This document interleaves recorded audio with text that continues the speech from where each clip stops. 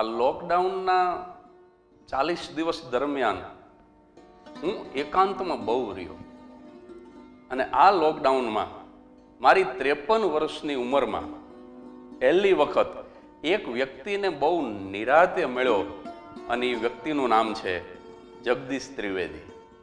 કારણ કે હું બહુ બહિર્મુખ હતો. હું બધાને મળ્યો અને મને પોતાને જ મળવાનું ચૂકી ગયો. મેં મનોમંથન કર્યું. અકબરભાઈ જસદણવાળાનું એક મુક્તક છે કે મનોરંજન કરી લઉં છું, મનોમંથન કરી લઉં છું, પ્રસંગોપાત જીવનમાં પરિવર્તન કરી લઉં છું, સમજપૂર્વક સમષ્ટિનું સમાલોચન કરી લઉં છું ને વલોવીને હૃદય હું આત્મસંશોધન કરી લઉં છું. આ દિવસોમાં એકાંતમાં બહુ રહ્યો અને એકલતા અને એકાંત આ બે સમાનાર્થી શબ્દો નથી. ઘરમાંથી બહાર જવાનો તરફડાટ એ એકલતા છે, પણ બહારથી ઘરમાં આવવાનો તરવરાટ એ એકાંત છે. શાંતિમાંથી કોલાહલમાં જવા માટેનો પ્રયાસ એ એકલતા છે, પણ કોલાહલમાંથી શાંતિમાં પ્રવેશવા માટેનું પ્રયાણ એ એકાંત છે. પૂજ્ય માધવપ્રિય દાસજી સ્વામી SGVP છારોડી, એમની સાથે હું એકલતા અને એકાંત આ બે શબ્દો વિશે ટેલિફોનિક ટોક કરતો હતો. તો એમણે તો મને એક જ વાક્યમાં સમજાવી દીધું. મને કે જગદીશભાઈ, જે માણસને ગાંડો બનાવે એ એકલતા છે, પણ જે માણસને ડાયો બનાવે એ એકાંત છે. મિત્રો, મારે તમને એક નાનકડી વાર્તા કહેવી છે. એનો લેખક બહુ મહાન છે, જેનું નામ છે લિયો ટોલ્સ્ટોય. બે મિત્રોએ શરત મારી કે આપણા બેમાંથી જે 1 મહિના સુધી કોઈ નિર્જન અવાવરું મકાનની અંદર સાવ એકલો રહે, ટીવી પણ ન હોય, મોબાઈલ પણ ન હોય, છાપા પણ ન હોય, અને જે 1 મહિનો એકલો રહે એ 10 લાખ રૂપિયા જીતે. એક મિત્રે બીડું ઝડપ્યું, શરતનો સ્વીકાર કર્યો અને ગામની બહાર એવા જ કોઈ અવાવરું નિર્જન મકાનની અંદર 1 મહિનાનું રાશન લઈ અને એ મિત્ર સ્વૈચ્છિક રીતે કેદ થઈ ગયો. પણ શરૂઆતમાં એને એકલતા બહુ કનડી. કારણ કે શરૂઆતમાં તો એકલતાનો જ અનુભવ થાય. એવી કનડી કે એ મિત્ર પોતે પોતાના વાળ ખેંચે, મોટેથી ચીસો પાડે, મોટેથી રડે. પણ 8-10 દિવસ પછી એની એકલતા એ એકાંતની અંદર ધીમે ધીમે કન્વર્ટ થવા માંડી. એને એકાંત સાથે લગાવ થઈ ગયો. અને મજાની વાત એ છે મિત્રો, વાર્તા પૂરી થાય છે. છેલ્લે ટોલ્સ્ટોય લખે છે, 1 મહિના પછી બીજા મિત્રે જ્યારે તાળું ઉગાડ્યું ને, ત્યારે એને ખબર પડી કે અંદર પુરાયેલા મિત્રને એકાંત સાથે એટલો બધો લગાવ થઈ ગયો હતો કે તાળું ખોલવાના સમયની 5 મિનિટ પહેલા એ ભાગીને બીજે ક્યાંક એકાંતમાં જતો રહ્યો હતો. એનું એકાંત અકબંધ રહે એટલા માટે. તો આ એકાંતનો મહિમા, જોકે હું કોઈ એવો જ્ઞાની નથી, હું કોઈ એવો બહુ વિદ્વાન નથી કે આમ એકાંતની અંદર હું આમ આત્મસંશોધન કરી લઉં. પણ મેં મારી કક્ષા પ્રમાણે, મેં મારી મતિબુદ્ધિ પ્રમાણે મારી જાતનો સંગ કર્યો, મારી અંદર ડોકિયું કર્યું, અને એમાંથી મને 3 મોતી મળ્યા છે મિત્રો. આમ જેને કહેવાય ને કે એકાંત સાગરના તળિયે જઈને 3 મોતી કાઢ્યા છે, એ મારે તમને કહેવા છે. પહેલો મને વિચાર આવ્યો કે મારી 53 વર્ષની જિંદગીમાં મેં જે કંઈ કર્યું, જન્મથી તે આજ 27મી એપ્રિલ સુધી, ગણેશ ચતુર્થી સુધી 53 વર્ષમાં મેં જે કંઈ કર્યું એમાંનું મોટા ભાગનું નિરર્થક હતું. હું બહુ સભાન છું, બિન કેફે બોલું છું. મોટા ભાગનું મિનિંગલેસ હતું. મને પહેલો વિચાર એ આવ્યો કે 8-10 કરોડ રૂપિયા ભેગા કરવા માટે મેં મારી જિંદગીના 75% વર્ષો ખોઈ નાખ્યા. મેં મારી પોણી જિંદગી ખોઈ નાખી. બિલ ગેટ્સ, જેને હું મારા આદર્શ માનું છું, મિત્રો, હમણાં થોડા દિવસો પહેલા બિલ ગેટ્સ દ્વારા અમેરિકાની સરકારને કોરોનાની વેક્સિન શોધવા માટે જે ડોનેશન આપવામાં આવ્યું ને, એ ડોનેશન હતું $250 મિલિયન. એને જો ઇન્ડિયન રૂપીઝની અંદર કન્વર્ટ કરો ને તો રકમ થાય છે 2000 કરોડ રૂપિયા. બગડાની પાછળ 10 મીંડા મૂકવા પડે. મને વિચાર આવ્યો આ લોકડાઉનની અંદર કે કોઈ માણસ એક જ વખતમાં 2000 કરોડ દાન કરી દે અને આ વિશ્વવિખ્યાત હાસ્ય કલાકાર આ તમારી સામે બેઠો છે, પ્રખ્યાત લેખક, આ લેખકડું 8-10 કરોડ રૂપિયા ભેગા કરવા માટે થઈ અને જિંદગીના 53 વર્ષ ખર્ચી નાખે છે. મને બહુ અફસોસ થયો. મને એમ થયું કે 5-25 ઝઘડામાં આ હીરો ખોયો મેં મારો કચરામાં. આમ તો જો કે આપ સૌ જાણો છો કે છેલ્લા 2.5 વર્ષથી હું મારા કાર્યક્રમનો 1 પણ રૂપિયો લેતો નથી. આ કોરોના પહેલાય મને થોડું સમજાઈ ગયું હતું, પણ કોરોનાએ વધારે દ્રઢ કરી દીધું. કોરોનાએ દ્રઢ કરી દીધું કે પૈસો તમને સુખ આપી શકશે, આનંદ નહીં આપી શકે. અને આ કાર્યક્રમનું શીર્ષક આનંદનું ઓપન માઇક છે, સુખનું ઓપન માઇક નથી. હું કુલપતિ ડોક્ટર નીતિનભાઈ પેથાણી સાહેબ અને ઉપકુલપતિ ડોક્ટર વિજયભાઈ દેસાણી સાહેબને આ શીર્ષક માટે પણ લાખ ધન્યવાદ આપું. આ આખો ઉપક્રમ તો અભિનંદનીય છે જ. આનંદનું ઓપન માઇક. કારણ કે સુખ છે ને એ વ્યક્તિ આધારિત હોય, એ વસ્તુ આધારિત હોય. એ વ્યક્તિ ગુજરી જાય, એ વસ્તુ ખોવાઈ જાય એટલે સુખમાંથી દુઃખ શરૂ થઈ જાય. પણ આનંદનું વિરોધાર્થી નથી. આનંદ વ્યક્તિ આધારિત, વસ્તુ આધારિત ન હોય, એ તો આત્મીય અનુભૂતિ છે. પૈસા તમને આનંદ ન આપી શકે. મારા કલાગુરુ પદ્મશ્રી શાહબુદ્દીન રાઠોડ સાહેબ પાસેથી સાંભળેલી એક નાનકડી વાત તમને કહું. 2 તારીખે આ આનંદના ઓપન માઇકમાં એ પણ પધારવાના છે, સાંભળજો. એમણે એમ કીધું કે એક અબજોપતિને ઊંઘ જ નહોતી આવતી, અનિદ્રાનો દર્દી થઈ ગયો. આખી રાત જાગે, ઊંઘ ન આવે.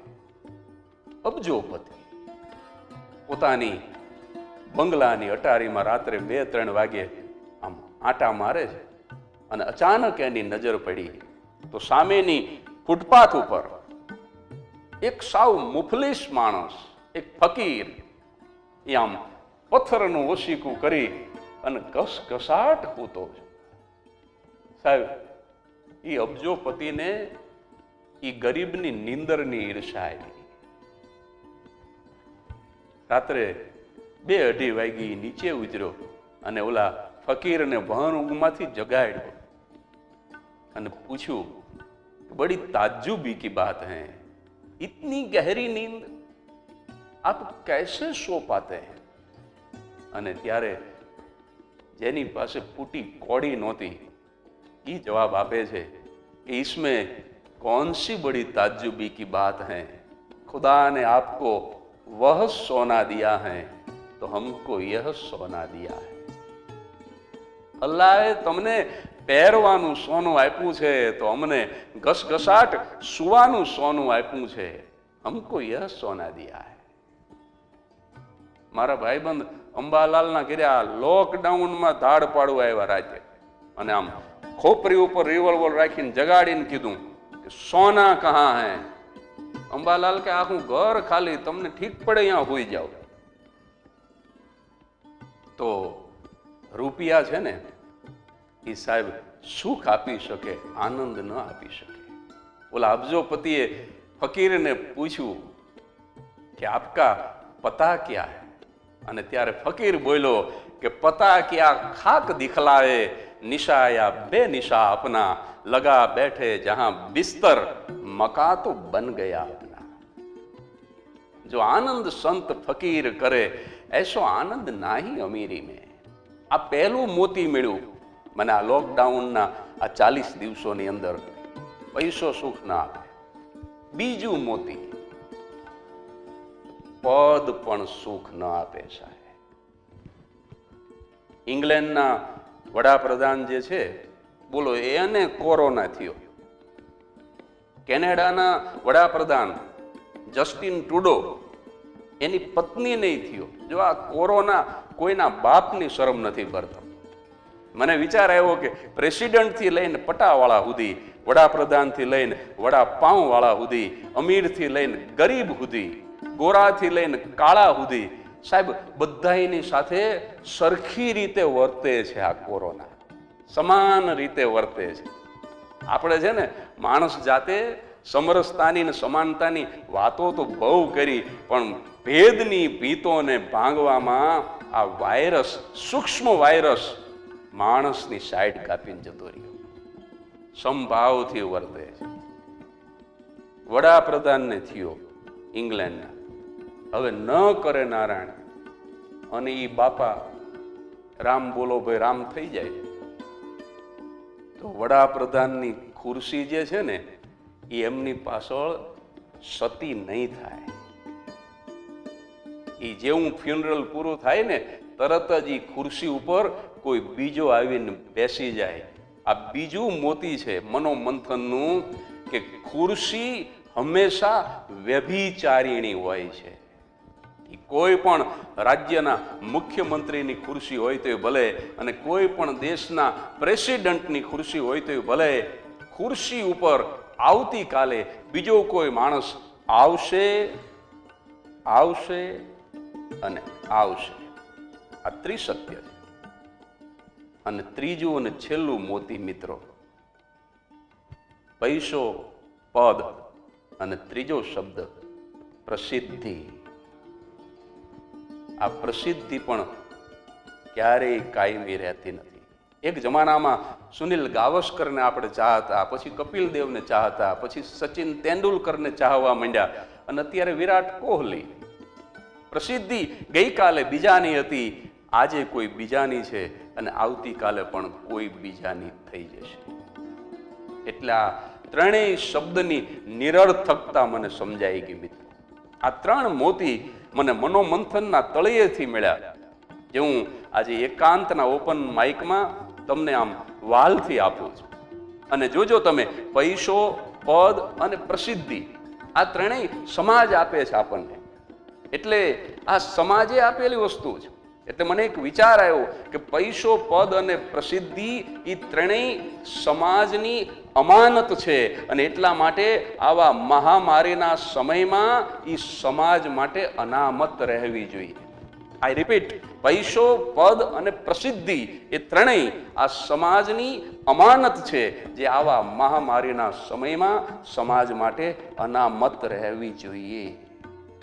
તમારું પદ, તમારો પૈસો, તમારી પ્રસિદ્ધિ જો આવા મહામારીના સમયમાં સમાજને ઉપયોગી ન થાય, એનો કોઈ અર્થ નથી સાહેબ.